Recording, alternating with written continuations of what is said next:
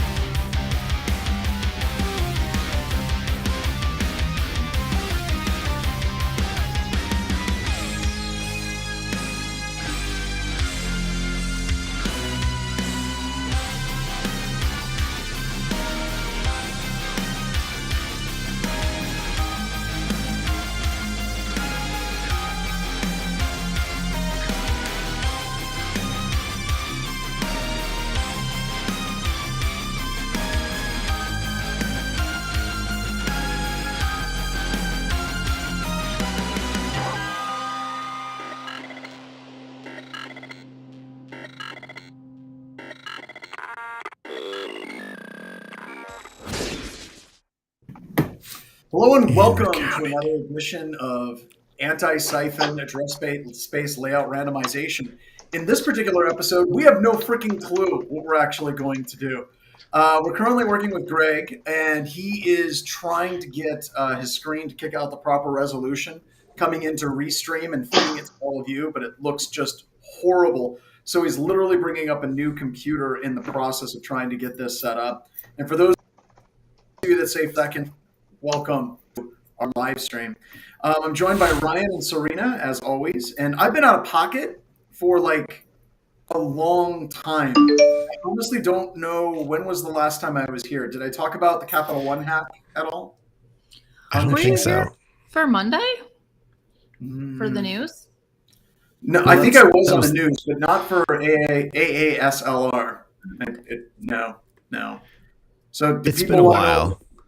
It's been a while. So while we're waiting for Greg, do you want to talk about Capital One hack? Yes.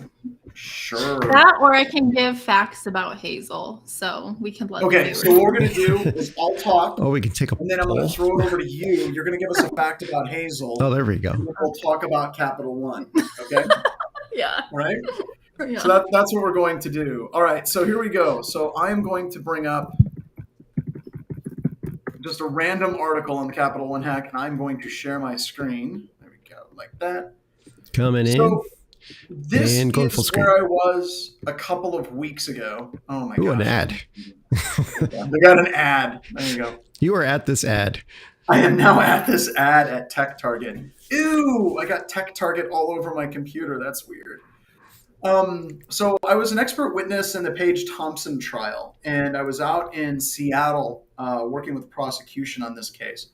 And it was actually really, really, really interesting because the way the defense was trying to structure the defense in this particular case was quite simply, if you misconfigure your servers on the internet, then you're going to get hacked. And not only do you get hacked, but you deserve to get hacked. And their argument was all she did was just simply access a proxy that forwarded the traffic into the internal instance metadata service in AWS. And then, oopsies, she gained access to 100 million records. And through some other victims, she was also doing cryptojacking. So that was an interesting play by the defense, but I didn't think it worked very well because she was actually found guilty on all hacking charges relating to this. But the reason why I wanted to talk about it here and why I wanted to set it up is the Department of Justice has changed the way that they look at good faith security research. Good faith security research was huge in this trial. And what I'm going to do is I'm going to hand it over to Serena to give us some puppy facts while I bring up good faith security research facts from the Department of Justice. Okay, yeah. So Hazel here, she is 6 years old. She is a napper. Yeah. Her vest, I got her a new one because she likes to pull, and she was like ripping it apart. It's a little big, but you know. She weighs 11 pounds, so that's a cool How do you fact. know that? Do you weigh her every day? What? Do you weigh her every day? No, I just when we go to the vet. Oh, okay. Okay. I'm just wondering, like, if you're like picking her up, you're like, yes, she's an 11-pound puppy today. No, so when I first got her, she was like 8 pounds, and I got her when she was 2. Now she's 11. I don't think I overfeed her though, so I don't really know. And we go on like multiple walks a day, so she's just a little chomp. You got to stop taking her to Fogo de Chão. Probably that was my solution. Does Hazel network too? Yeah, she does. Sometimes. I taught her how to subnet, so. She networks at the dog park. Really impressive. I've been trying to teach people how to subnet for years. So, all right. So back to the Paige Thompson trial. So the good faith security research concept is something the Department of Justice is working very hard to create a delineation for people that do hacking, much like Paige Thompson was doing, where she's breaking into systems without authorization, without permission. But she's also going further, and she's not doing it for the public good. She's not doing it specifically to help a company be better in their information security practices. So this policy kind of came out right in the middle of working on the Paige Thompson trial. And I think it's a step in the right direction, because ultimately, if you're looking at good faith security research, if you are working, especially in like cloud services, and you find a misconfiguration or a vulnerability, it can be tempting to actually bring that vulnerability or bring that research to that specific company, because companies have a nasty tendency of trying to sue you or press charges against you. So when you're looking at good faith security research, one of the hallmarks is, what is your end goal? Is your end goal to communicate this with a company? Preferably they have a bug bounty program that they're actually working through. Is your goal to talk about a bug in something like DNS or the way the entire internet works, and you're working with the community to address that vulnerability? Or are you not sharing the vulnerability or the details of that research with anybody publicly, or are you using it for personal gain? Now, kind of setting this up as a juxtaposition with the Paige Thompson trial, Paige Thompson broke into Capital One's data. They pulled over 100 million records, or she pulled down 100 million records, and she also recorded like what she was doing on Slack with some of her friends. And her friends were even saying, this is really dangerous, be careful. She's like, I'm coming through multiple proxies. I'm going to encrypt it and store it for later, whatever that meant. That was most clearly not good faith security research. So this gets into, if you're doing security research on the open internet and you're actually communicating with people, working within the confines of bug bounty programs, when you find a vulnerability in someone's infrastructure, then you can start communicating with that company. Most likely, if you're listening to this, I put that in air quotes, the Department of Justice will not bring charges against you, which is a good thing. Now, a little bit of inside baseball. One note about this, though, if you are using all these proxies, I feel like putting all the evidence of what you're doing on Slack might defeat the purpose of all those proxies. Oh, yes. Oh, yes. Let's spend a second for criminals out there. Don't put your Slack. No, that's kind of funny. So the other thing that I think is interesting is, where did the Department of Justice get the term good faith security research? Like, did they just pull it out of the air? Well, where they actually got the term good faith security research and good faith security researcher was actually from a paper that was written by one of the expert witnesses for the defense, a gentleman by the name of Halderman, Dr. Halderman, from the University of Michigan. He was basically advocating that if somebody has a misconfigured server, they can totally get hacked at any time with no repercussions for the attackers. Where the term good faith security research came from was one of his papers with the Digital Millennium Copyright Act, which I also agree is bad, where he was advocating the concept of good faith security research and good faith security researcher, a phrase that he used in that paper 57 times, I think was the number. So they literally used a phrase that was used by an expert witness on the other side against the defense in this particular situation.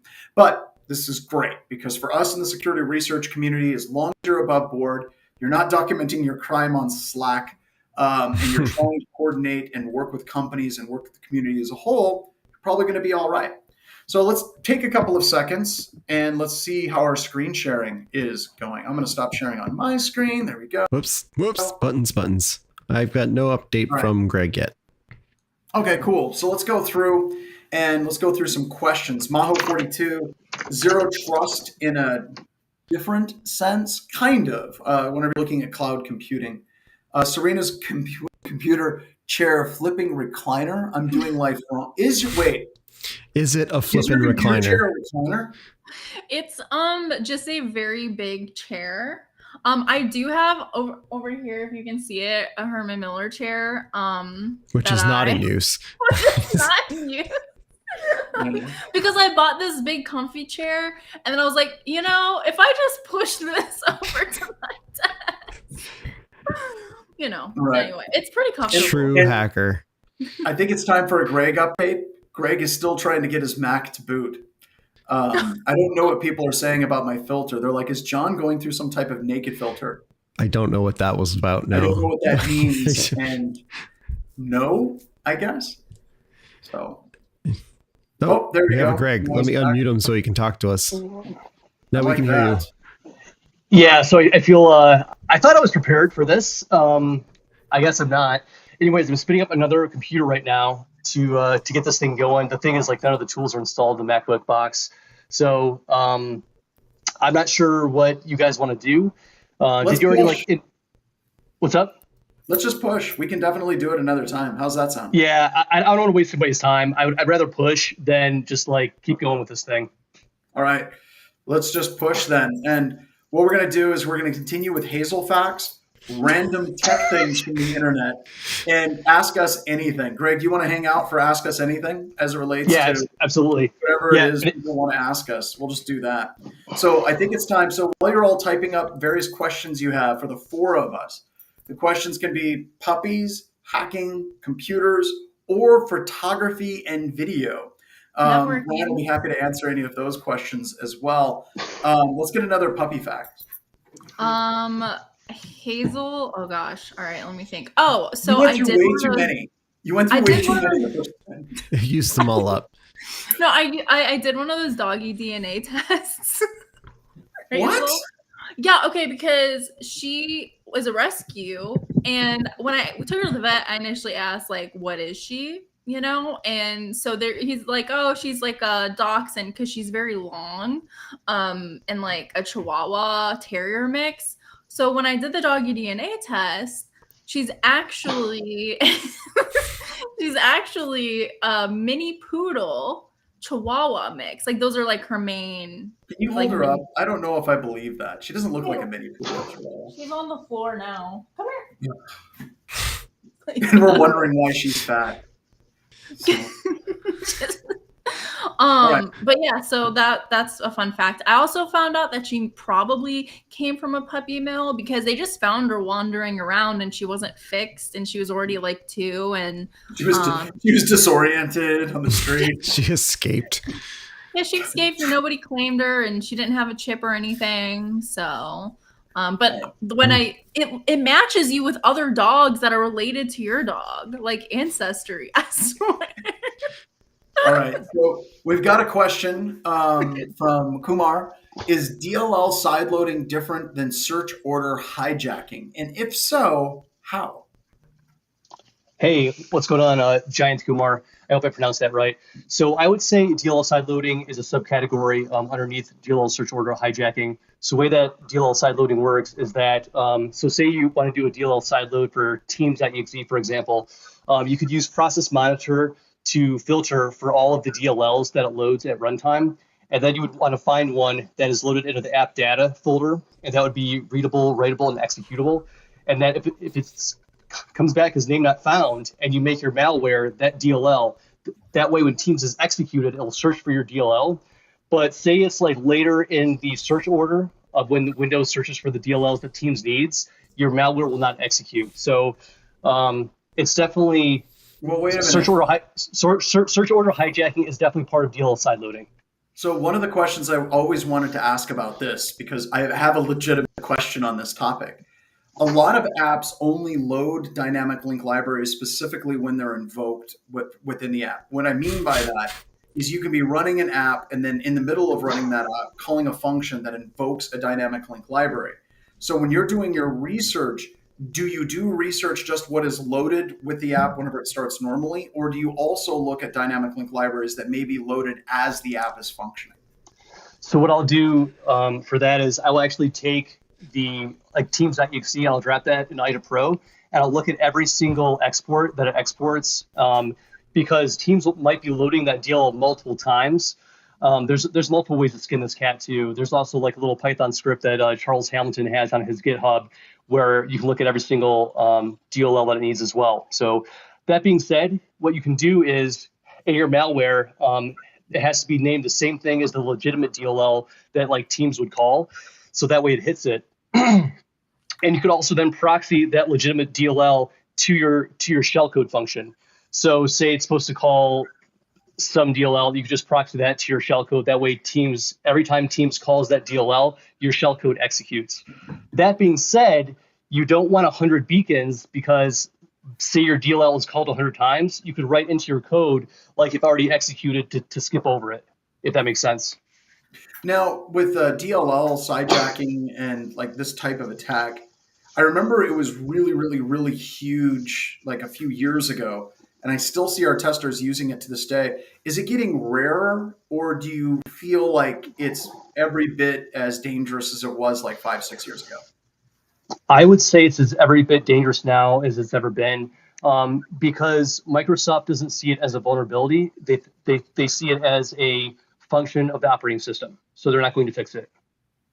Now, so with Microsoft and the operating system, you can have certain levels of trust for dynamic link libraries. Is that just for the core operating system? Like it has to be signed at a certain level from a vendor that they trust?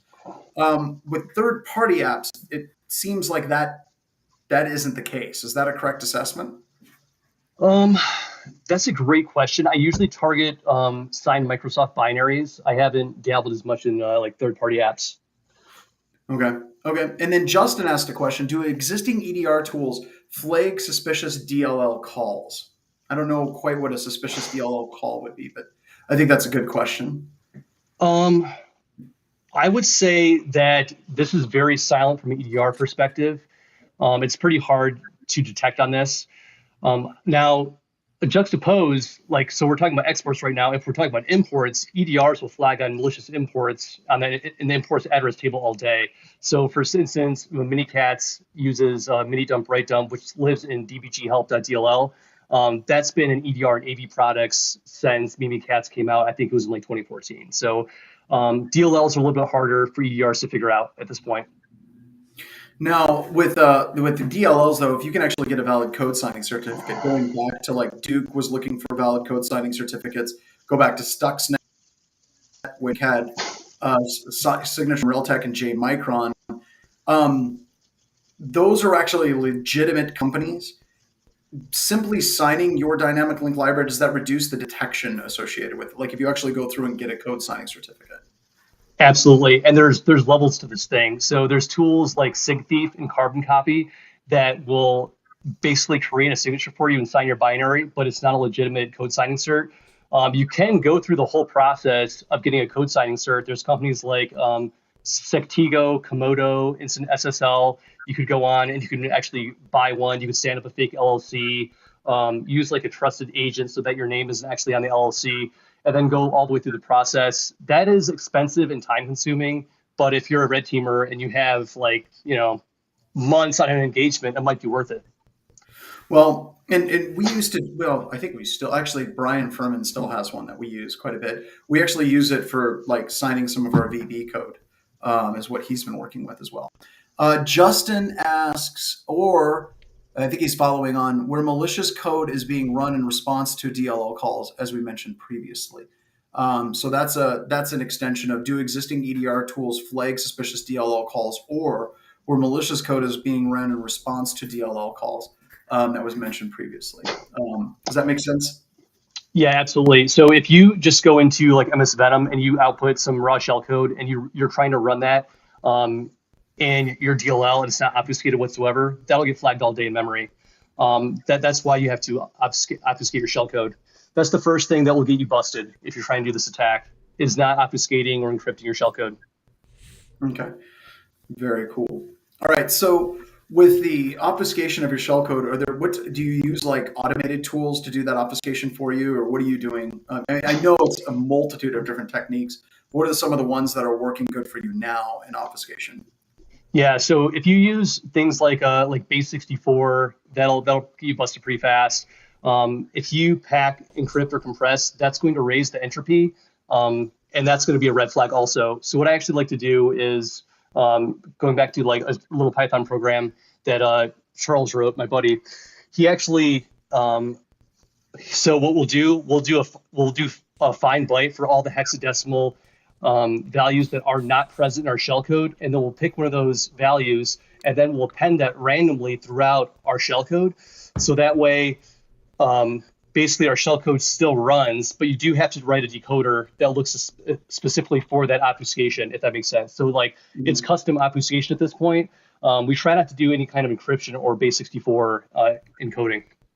Just because it looks like random gibberish, and a lot of tools, they detect that random gibberish, correct?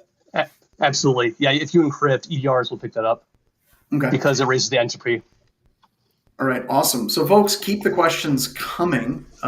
It's pretty awesome. So you mentioned MS Venom, which I think is a great, MS Venom is wrapper of MSF payload and MSF encode, which, does that. But we don't see a lot of like pen testing companies using the Metasploit suite all that often. They tend to be using things like Cobalt Strike. So these same techniques would apply for encoding in Cobalt Strike, correct? Absolutely. Yeah, Cobalt Strike is really easy to generate shellcode. You just go into attacks, and then I think it's like Windows, creating a Windows raw shellcode. Stageless is what we tend to do, because stage will get you busted. Okay, and people were asking earlier, why is it pen testing firms aren't using Metasploit all that much? It's not that there's anything inherently wrong with Metasploit. It's just that Metasploit being used for like individual test cases works great. Whenever you start using it regularly within a team and you want to share connectivity and you want to like kind of modify your C2 on the fly, Metasploit doesn't really have the feature set that something like Cobalt Strike has that just makes it better across using like for a team doing pen testing. So yeah, we're not ripping on Metasploit at all. It's just something that a lot of offensive professionals are moving to more professional toolkits today. So just making that very clear. How does this compare to the log4j vulnerability? That's kind of interesting. I think it's kind of related, but not really, right? Yeah, I mean, kind of, I guess. I'm looking at some of these other questions. Any project ideas for becoming a pen tester that would impress hiring managers? Undefined 838, I would say writing anything, like showing passion, like writing a blog, having a GitHub, anything like that. Having like a certification like Security Plus, that will show that you're passionate. Yeah, like, I mean, you can just go and start a blog right now and like write a blog at Nmap or something that would provide value to the community. Yeah. All right, what else do we have? Yep. So whenever you're utilizing this, one of the things that we've been running into at BHIS is you can get initial code execution relatively easily still to this day for bypassing, let's say, EDRs, right? Once you start executing something, like you actually start enumerating network or you start enumerating things in Active Directory, that's usually where EDRs catch you, not necessarily in the code itself, but the actions the code is taking. What are your, can this type of obfuscation, the things you're talking about, actually assist with that, or do those problems still arise for like that post-exploitation lateral movement and escalation techniques? Yeah, that's a great question. I mean, if you do this long enough, you're going to get busted no matter what. It doesn't matter what you do. The best thing that you can do is go on to something like Crunchbase. If you're doing a red team, try to find the tech stack that they're using. You could use a built with. So like I would use that for standing up like a little demo network. So that way, if they're using CrowdStrike, if they're using Cylance, you can actually demo your attacks and try everything in the lab before going live. Because the worst thing that you can do in an operation is you're about to take an action and you don't know the effects of that actions they have on the network. Like you don't know what's going to show up in an event viewer. Curb roasting is going to throw a 4769, I think is what it is. So just knowing things like that and everything that the EDR could be looking for. So Justin Farrow just asked a question from a blue team perspective, trying to translate DLL sideloading into risk. How would you consider this fairly trivial, high probability? I would say I don't want to say it's trivial, but we use it a lot. We see attackers using a lot. And I would say the probability is it's one of the first things that attackers are doing. I don't know. What is your take on that? Yeah, I would say the barrier to entry for this attack is fairly low. What's going to get you busted on a DLL sideload is not actually understanding how the attack is working. So for instance, there's a DLL that is used in the Teams application called user end, and that's loaded in the app data folder. You would have to understand like all the exports that the legitimate user env is exporting, and that's found in system 32. So you'd have to go into IDA, look at all the exports. You'd have to make sure that your malware proxies all that code, because if you get execution and Teams is just hanging there, that's going to be an IOC. That user is going to notice that abnormal behavior, and if you don't migrate, like your attack is over. Yeah, and that migration is definitely a point of detection, or sorry, for sure. Now, with the techniques that you're talking about, especially with obfuscation, do you use seatbelt all that often? And I can share a link to that to actually go through and test what you're doing to see what it's like. What is the likelihood that it would actually be detected? Yeah, absolutely. And we would use something like Confuser X to obfuscate our .NET assemblies. Okay, cool. I just shared a link discussing seatbelt. Greg, if you want to throw the link of your tool that you mentioned in there as well, Ryan will share it with the community as well. What is the most common way you're landing DLL sideloading into a network? What about your foothold? I guess that's a good question, right? So this type of technique, you wouldn't necessarily use it for initial attack and compromise, would you? Or I don't know. I think the techniques you're talking about can be used in multiple stages, but I don't know. Your take. Yeah, I would say this is a great persistence mechanism. So say you're using some kind of very commonly used application in an enterprise environment, Teams, OneDrive, Excel, something like that. So every time that user wakes up in the morning, do their commute, get their coffee, they sit down on their computer, they open Teams, your beacon executes. And then every time Teams is executed, your beacon executes. So I've got to stop you. You've mentioned Teams like at least 10, 15 times. I know, because all my research has been around Teams for the DLL sideload attack. So there's it's installed everywhere in corporate networks, right? Yeah. It's like, what's running everywhere? And everyone hates it. It's not like it seizes and people are going to be like, my system might be hacked. There's going to be like Teams is garbage, right? I'm literally just looking at my Teams because it says I'm offline right now. And I'm like, I don't know why it says that. Like I change it back every time. And it's just like, no. I think that's awesome. Serena, I think one of your first messages to me on Teams or in a team group was, I hate Teams. Yeah. That's awesome. When I worked at Cisco, we had WebEx Teams and then we had Jabber, but all of the TAC engineers would only use Jabber and the rest of the company would use Teams.